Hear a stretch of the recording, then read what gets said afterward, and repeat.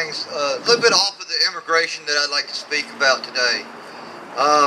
First of all, I want to say we got stuff over here to help us with an organization that we're putting together that we're building for a community outreach program.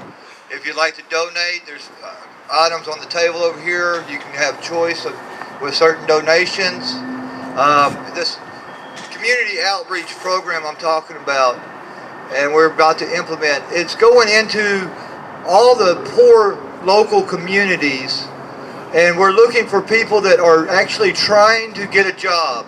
People that are working McDonald's for one shift, getting off and turning around going back and working at Walmart while their wife is working somewhere else just to make their ends meet, but they're still on that federal plantation that we call the subsidized living.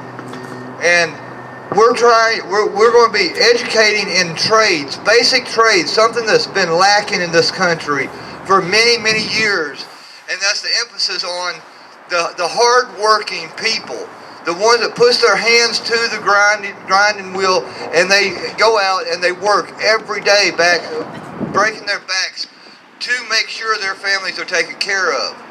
We want to teach people a trade so that they can go out and they can make a life for themselves, so that they can get their family off of that subsidized living and actually be an American citizen living that American dream of providing for your family, knowing that you've got a house and your bills paid for.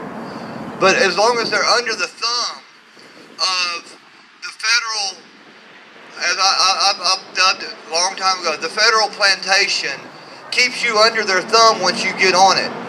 They make sure that if you're receiving food stamps, you cannot do this. You have to do this. You do this. You do that. And if you don't do all of it, it's taken away from you at one time. Even if, the people that are trying to work, if you make just a dollar over what they call their minimum amount, they're not willing to help you on that. But yet we turn around and we put $64,000 a year onto each individual illegal invader in this country. $64,000 a year. How many of y'all out there would love to see $64,000 a year between the two of you that's working? But no, they get it, one person. Each person gets $64,000 a year's worth of medical and subsidized living. There's something wrong with that picture when the American people are suffering and they're taking care of the illegals. So we are trying to make sure that the American people are taken care of. We put them back into the trades jobs that these illegals have came in and taken the jobs because America hasn't focused on them. They're looking at doing the technical jobs. Let's work on computers. Let's do this. Let's do that. But what about construction? What about welding?